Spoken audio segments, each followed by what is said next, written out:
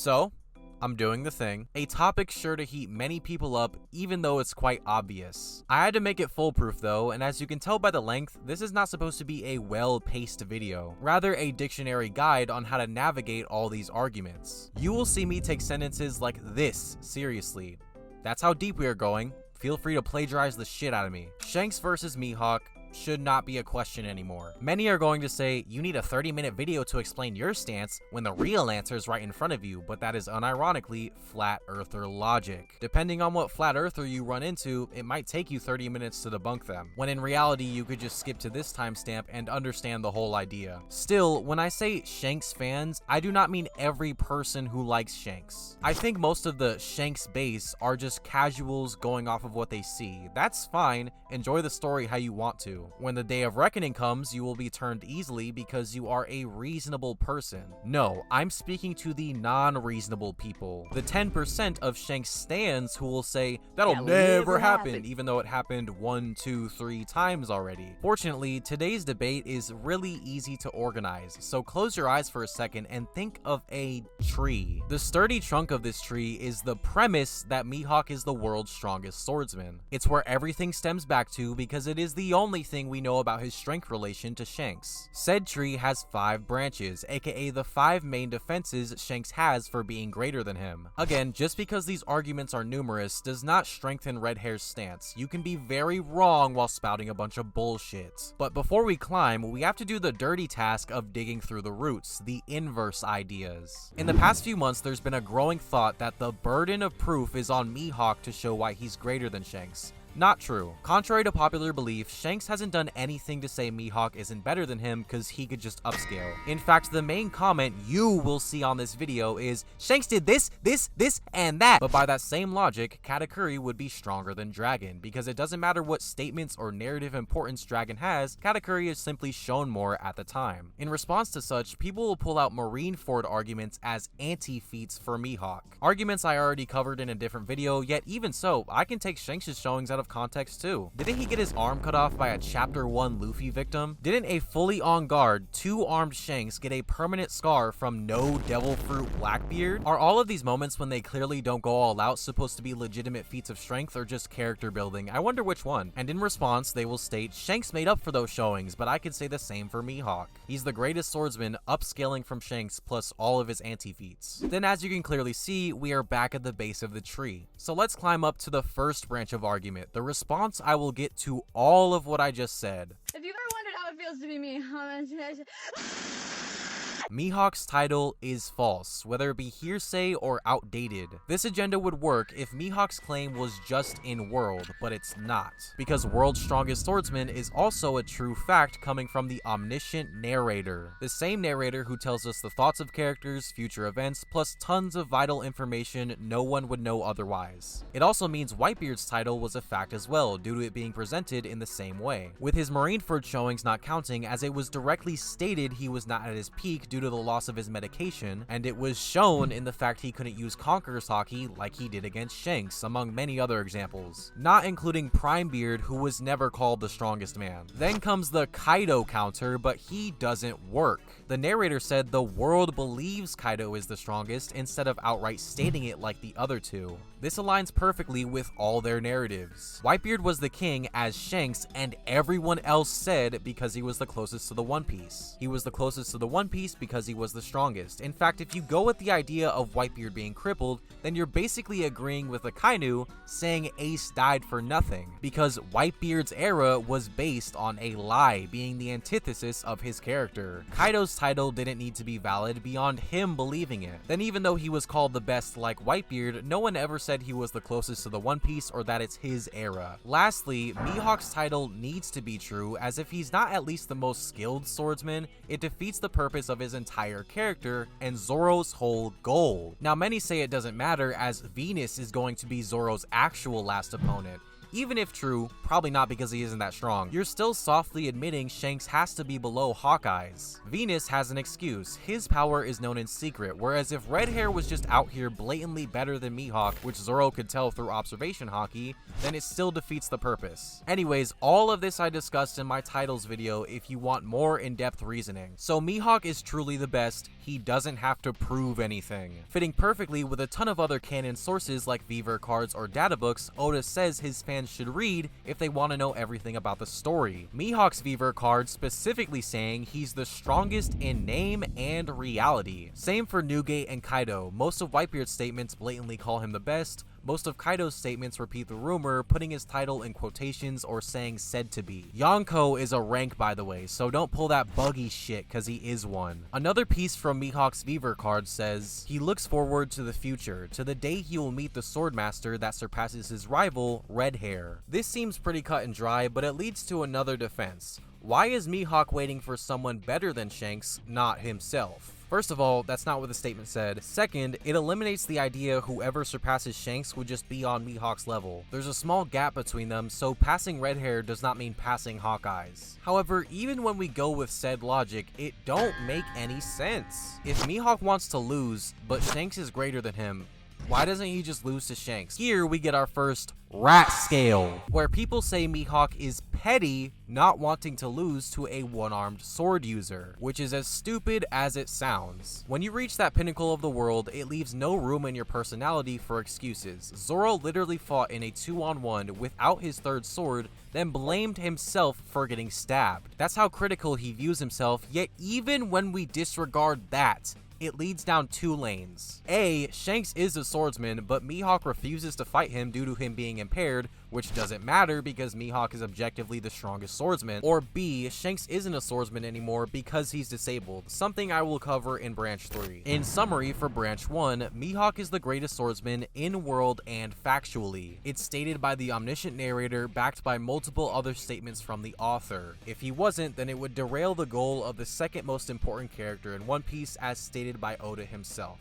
Okay, sure, Shadex, Mihawk can be the best swordsman, but what does that actually mean? Well, I'm glad you asked, which leads us to Branch 2, skill versus strength. Just because you're the greatest doesn't mean you're the strongest, but that's wrong because Mihawk is stated to be the strongest. In Japanese, the term is Saikyo, which most consistently means the strongest. Oda used it over terms like Saiko, which is similar yet means the greatest. Now in English, it's said both ways. However, the early Viz translations of One Piece were extremely inconsistent, done by multiple different figures. While still prone to mistakes, in Dressrosa, this stopped, with the official translator being Stephen Paul. He translated Mihawk's title as the strongest. In fact, when the digital colored volumes came out, Viz had a chance to fix their original translations. Oh look, they changed greatest to strongest. They even did this to the brand new statement. People like to use this to say, why didn't Oda call Mihawk stronger? However, these pictures have different meanings, because you can read the first one as Mihawk's skill only being highlighted, but the second can mean the same thing whilst also proclaiming him stronger than Shanks. Then of course the data books support the title all the time. Though, what does being the strongest swordsman actually mean? Well, it includes physical strength, as if Mihawk is fighting a fully equal person but they have higher AP, then he would lose to them. Some people like to blur lines to say, why doesn't Zoro use one sword then?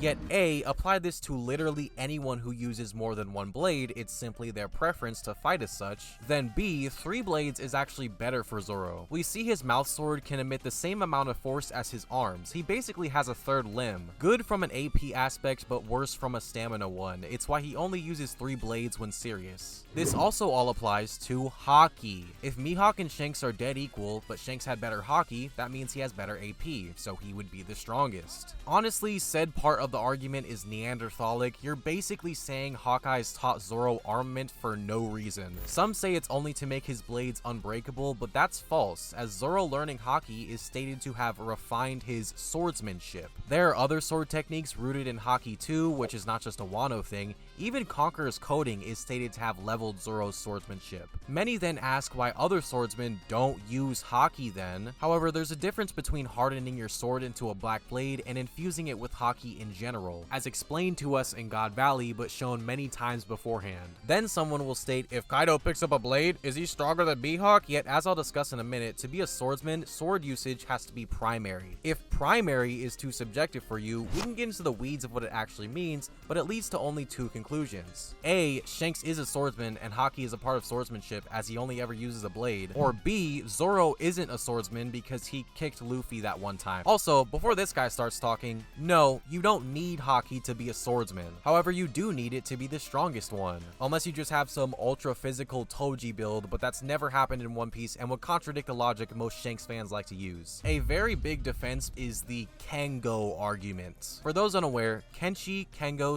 / Dai Kengo are Japanese terms meaning swordsman or great swordsman. They aren't strength rankings, nor is every swordsman in the series called such. Ask Odin. Now, according to the internet, Shanks is called Kenshi. I don't know where, probably in some non-canon source. Then we have characters like Dai Kengo Vista, a great swordsman above Kenshi. Mihawk is described as the world's greatest Dai Kengo a few times. You see where it's going. Basically, the idea Mihawk is only the best of the great swordsmen, not all of them. However, that's wrong, as he's also referred to as Sekai Saikyo no Kenshi, which would include Shanks. See how far we went into the Japanese interpretation, only for it to be the same outcome? The last argument of this branch really has no relation to the others. The idea Mihawk only has the strongest swordsmanship. This is never stated, so you should never take it seriously. But I'll clap it here anyways. Now, what the fuck does it even mean? I guess it's referring to the greatest technique? It can't just be named attacks because swordsmanship is not just the moves you call out, it's how you move, defend, attack normally. It would include strength, as Kid Zoro uses the same style as Skypiea Zoro but isn't strong enough to make an air slash. Plus Haki due to the Conqueror's coding example from before. Yet it doesn't necessarily mean the strongest swordsmanship requires the greatest strength / Haki, if you understand how dumb that sounds. It still doesn't work though. In Databook Red, where Mihawk's title is reiterated as fact multiple times, it goes on to state, even taking just his swordsmanship into account, he is truly in the world's strongest class. Meaning, Mihawk is the strongest swordsman. But if you take that away, his swordsmanship is still of the highest level. Again, we have two conclusions. A, maybe there is a difference between strongest swordsman versus strongest swordsmanship, but B, it doesn't fucking matter because Mihawk has both. Back to square one. I know some reasonable Shanks fans are going to be turned off by me using data books and such. Yet realize, if you take the strength versus skill argument seriously, then you legitimately believe when Oda wrote Shanks and Mihawk having legendary duels, he meant for Shanks to turn his Haki off like in that agenda piece meme. You think that's what the author wants. So yeah, in summary for branch 2, Mihawk is the strongest swordsman, not just the most skilled. This means his physical attack power / Haki have to be greater than every other swordsman, including Shanks. But Shad X, that's only if Shanks is a swordsman. Well, you're right on time. Let's move on to branch 3. Shanks isn't a swordsman. Yes, he only ever uses a blade, and nobody would question it if Mihawk didn't exist, but that don't mean shit. So what is a swordsman?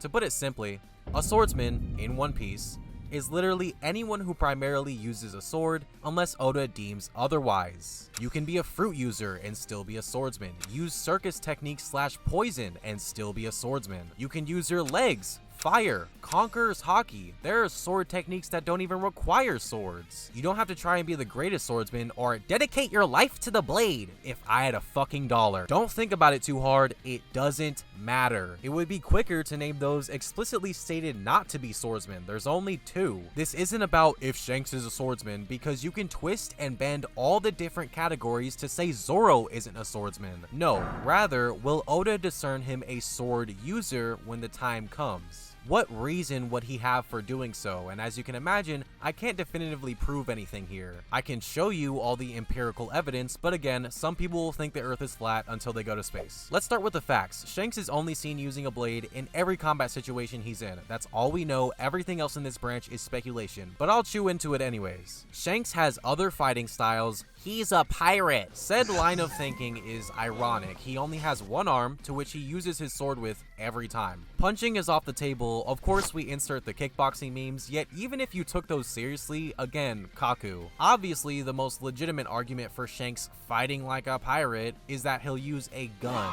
Now, he never once holds a firearm throughout the entirety of the story. In truth, when Kid threatened his fleet from outside of Elbaf, instead of sniping him, Shanks jumps cross-map to hit him with his sword. The gun idea comes from non-canon video games, though fun fact, in Pirate Warriors 4, Shanks does use a gun. However, when the Film Red DLC gave him a new moveset, he only uses a blade. Now, Red Hair's style is based on Roger's. Roger is shown holding a gun way back in 2009, aka before Oda even knew what Haki was. We already saw him fight Extreme Diff at God Valley, and he only uses a blade. This panel is like calling Marco a swordsman since Oda drew him with a sword that one time. The next biggest excuse used to be Red Hair doesn't cut / isn't a real swordsman. As you may know, it has been debunked. Rox's swordsmanship is stated to not cut. It doesn't matter if you think Rox himself is a swordsman, because if a swordsman were to practice his swordsmanship, they would still count. Regardless, Roger is shown cutting people, by the way. Now, some interject to say Rox's style isn't true swordsmanship by Mihawk standards, because Hawkeye said this, while Rox is somehow different. This isn't even about Shanks anymore, though it's still futile. There's a difference in Rox shooting Loki versus shooting Herald. That's the definition of flexibility as stated by Hawkeyes. Unless you believe full power, advanced Conqueror's Haki Rox can't even break Kid Loki's leg. A minor point, but notice how Rox and Big Mom's blade attacks always come in this specific cylinder shape.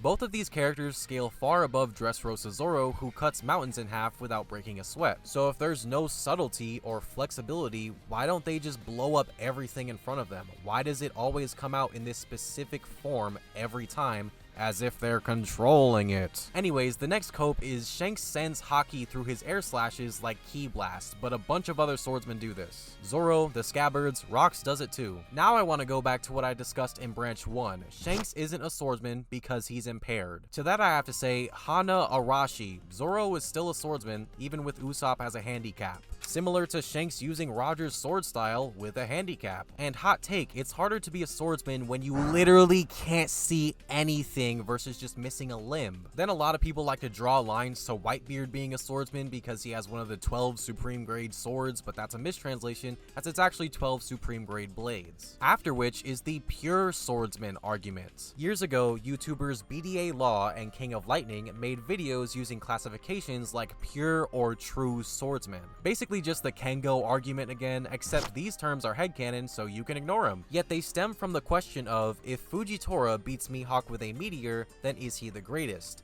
Yes. Kabaji used a bunch of circus tricks, after which Zoro states he won't lose to any swordsman. Argue with Oda, not me. It's clear he doesn't put much thought into this, and the only reason his viewers do is because Shanks fans don't like that their favorite character loses to another. So their main defense against all of what I just brought up is the Haki Man argument. The idea Shanks has something completely different outside of the three main types of Haki we don't know about yet. Now keep in mind, we've seen characters who are confirmed better than Shanks fight in an all-out battle at God Valley, yet all we saw from Roger, Garp, or Rox is just really strong Conqueror's coding. No, this Haki roar doesn't exist because if you pay attention, it's literally just Rox swinging his sword from left to right. So you can already tell how this doesn't bode well for Shanks, but even so, the first pillar of this argument is observation killing, a vague ability he probably developed while fighting Mihawk. The idea is that he will hard counter Hawkeyes. However, if Shanks can turn observation Haki off at any time without any drawback, then he could easily beat Kaido, Luffy, Whitebeard, or anybody else, as they all rely on Future Sight, which is a beyond Gear 4 level increase to speed, meaning Shanks could far outspeed any of those characters whenever he wants with no difficulty since he's already on their level. Considering the balance of power in the world, that barely makes any sense. Maybe it does to you because he's literally your deity,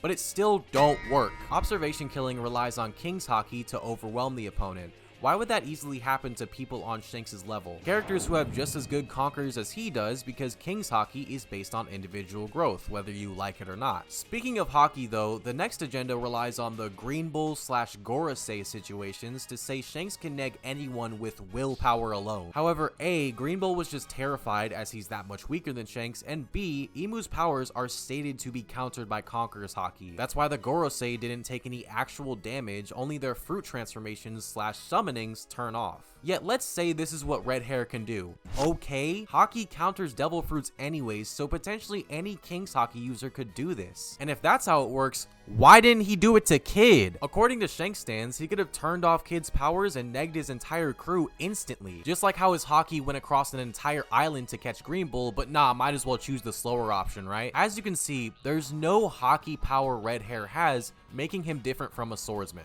Though, what about a devil fruit power? In SBS 87, Oda questions how Shanks actually fights. Now this could just be referring to his sword style, however it's very interesting his twin has a blade named Cerberus, while Shanks has a blade named Griffin. I like the idea, but haven't seen many fans talk about it because they think it would be lame or awkward for him to have a devil fruit sword. Said problem is kinda true. To use Griffin, Shanks would have to completely vanquish his blade, then engage in a fist fight, or always be attached to it, which is weird. We already covered why fruit usage doesn't disqualify swordsmen automatically, plus Shamrock implies using Cerberus is an inferior tactic to his own swordsmanship. On top of that, why didn't he use this against Harold? Real quick, I have to bring up a point about Fujitora. I know someone will say they were just referencing his swordsman side in that one specific summary of the character.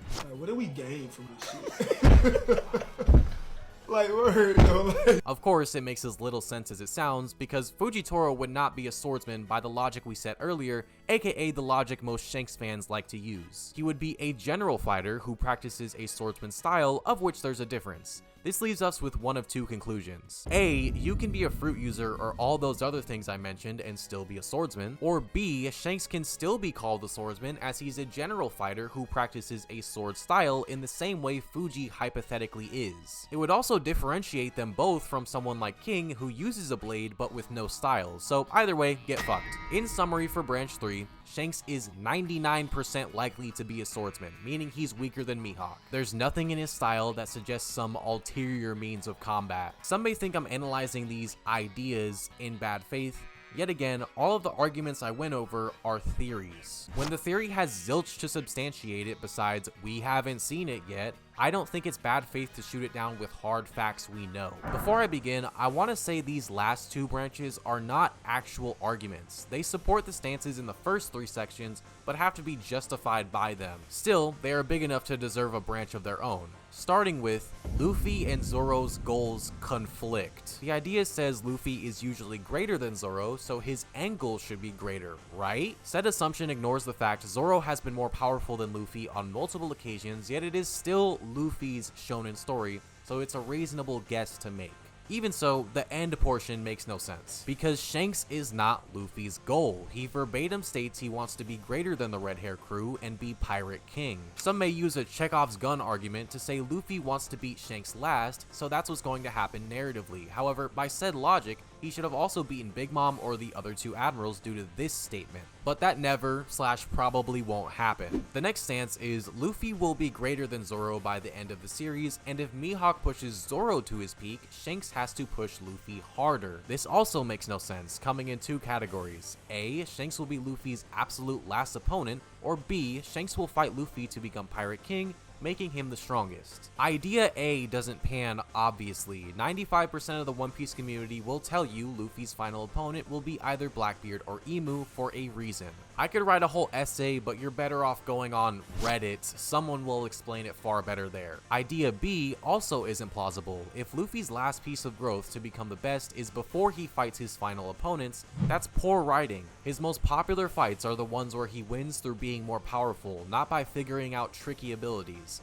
It's much more satisfying to watch someone climb a mountain rather than find a way around it. If he's blatantly better than Teach or Emu by the end and just has to find a way around their powers, those fights won't be as satisfying as they could be. On top of this, red hair antagonizing Luffy is dumb in of itself. As I explained in this video, he is helping Luffy reach the One Piece, but whatever. Speaking of the One Piece though, there is a line a lot of red hair fans like to take out of context. You tread a perilous path, even more perilous than trying to surpass me.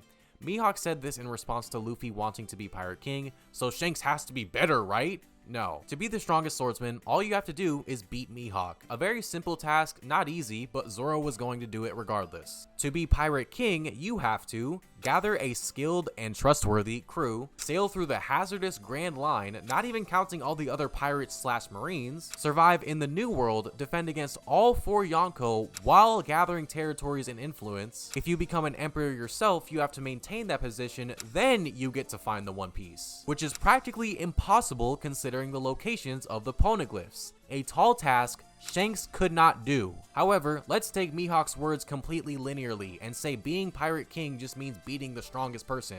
It still doesn't work, because in that context, he would be talking about Whitebeard, who he believed was the most powerful. So yeah, in summary for Branch 4, this idea Shanks is a bigger goalpost or his narrative importance makes him stronger than Mihawk is inefficient. Branch 5.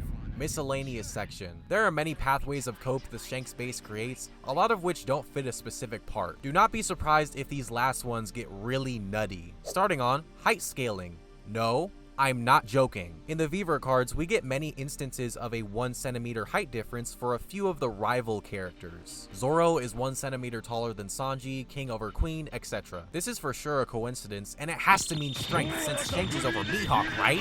No, the 1 centimeter height difference can just be referring to status. Zoro is the first mate being mistaken for the captain over Sanji multiple times. Peckham's refers to Pedro as big bro or Aniki, which in Japanese is not only a familial term, but also one referring to higher status. King ranks higher than Queen, then Ichiji is the eldest of Sanji's siblings. Shanks obviously has higher status than Mihawk. Said explanation supports everything I've been saying for the past 20 minutes. Some switch up to say the admirals or others have specific height differences. However, that breaks the 1 centimeter rule. If you're allowed to break them, then I'm allowed to break the rivals rule and say any character taller than anyone else is stronger. By the way, if Mihawk was put on the top of that poster, his bounty would be near equal to Shanks. I just want to make that very clear for the bozo who will actually use that as a point. The next stance is the greatest swordsman title didn't matter in Roger's era. However, A, who cares because Mihawk's claim is also an objective fact, then B, how much do we know about Roger or Rox? Maybe one of them was the best swordsman.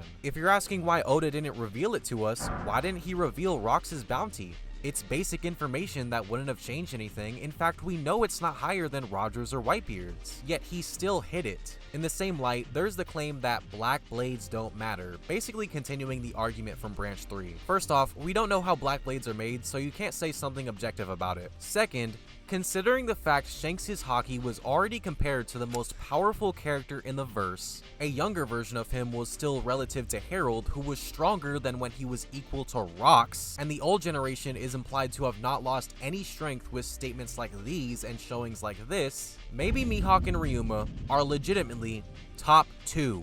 The only thing holding them back from that is Whitebeard, but he has a devil fruit, so it's different. Now, I don't think this is true. Maybe. The option is still there, though. To counter such, you then get the statement Shanks specializes in Conqueror's Haki, yet it makes no sense. King's Haki is based on individual growth. You can't strengthen it directly. Whether you think Mihawk wins or not, he's stated to be Shanks' rival, meaning his Conquerors should be just as good. And if you think Mihawk doesn't have Conqueror's Haki, I don't know what to tell you besides you're probably missing a few chromosomes. Armament Demon! Another one is that the Straw Hat wearer is the strongest of their era, which is so weird. Joy Boy's Haki did make Emu sweat, however we also saw a painting of all of his forces fighting basically just moves, so I don't know, man. Whitebeard is stated to be greater than Roger before his sickness. The only claim Roger has against this is being the Pirate King, but we know that title doesn't mean anything. On top of Newgate never caring about being the king of an era, plus his title isn't just his devil fruit because he has equal Haki to Roger, plus Roger has no statements for being above Whitebeard besides them being equal. Roger barely wore the straw hat in his era, so does he count for Rox's era even when Rox was stronger than him? Or does whoever wore the hat before Roger count for Rox's era? Was there just some random person that was stronger than Rox? I don't really get the rules of this, probably because it's never stated in the actual story.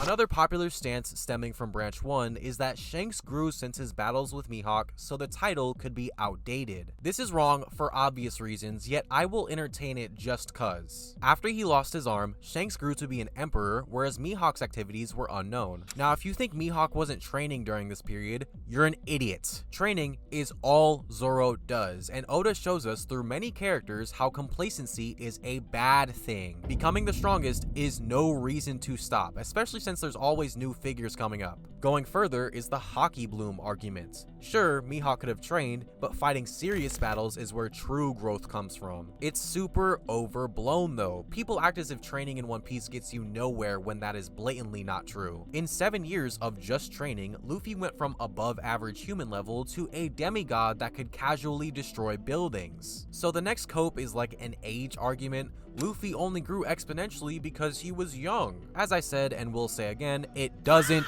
work.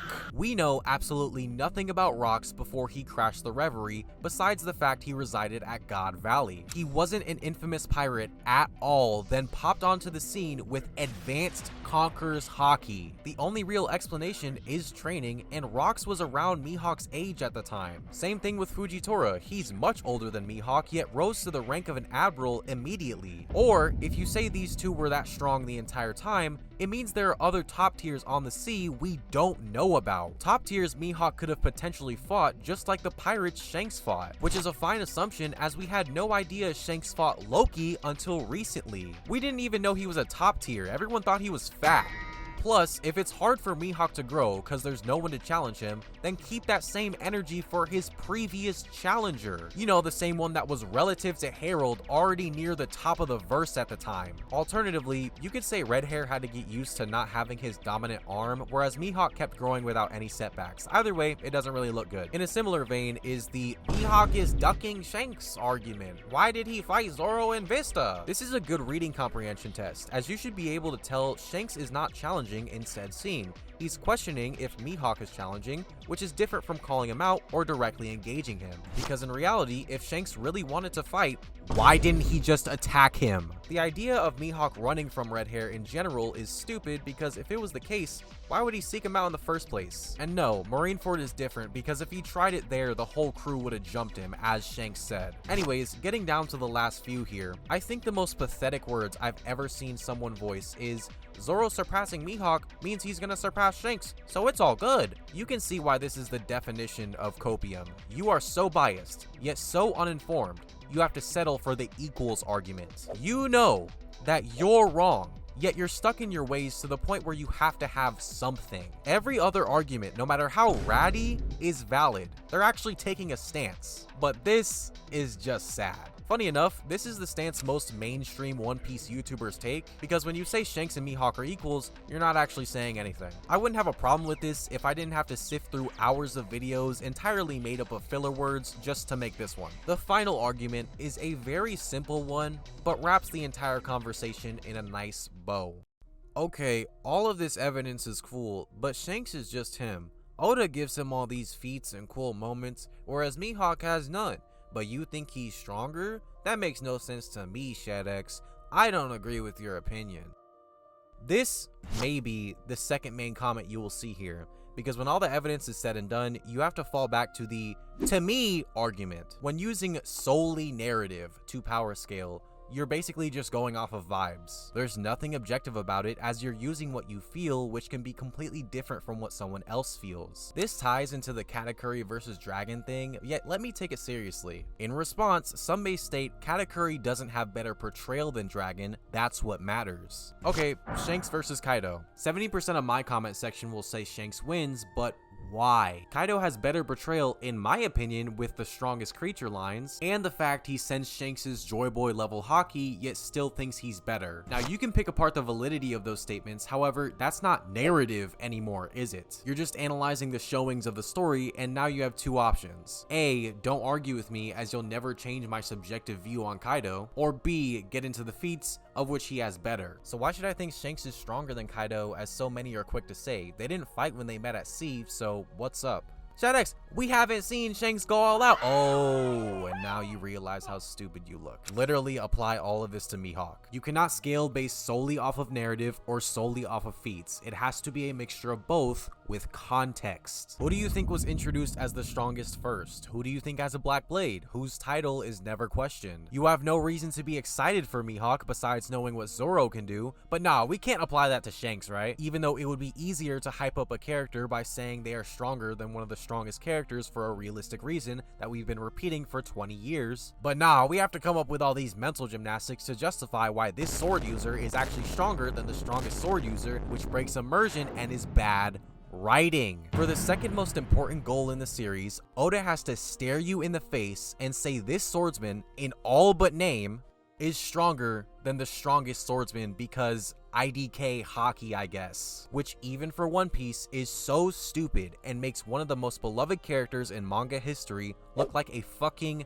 joke, making this amazing story look just as bad if you don't care about that. But for my Mihawk guys, we all know the truth. Oda said Whitebeard was the greatest, so he made him look absolutely badass while heavily nerfed. Oda said Kaido could be the strongest and made it look believable. Said Garp was equal to Roger for 500 chapters, showed Garp being equal to Roger. Makes Imu one of the most powerful final challenges, shows him tanking the most powerful attack in the entire series. It all runs like clockwork, yet people can't accept this example because of the bias dichotomy. It's an Itachi versus Madara situation all over again. No matter how much empirical evidence comes out of even Shanks' own mouth, people will still think he's better years after One Piece ends. It's a testament to how amazing these authors are. They make characters so appealing, fans disregard basic logic because of their biases, like real-life friends.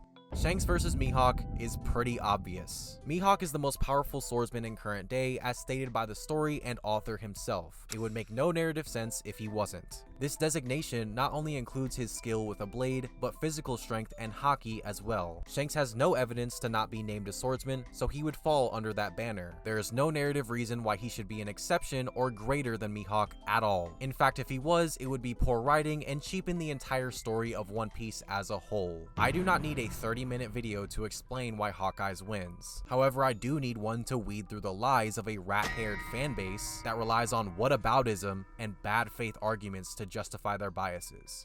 I'm Shadex. Thank you for listening.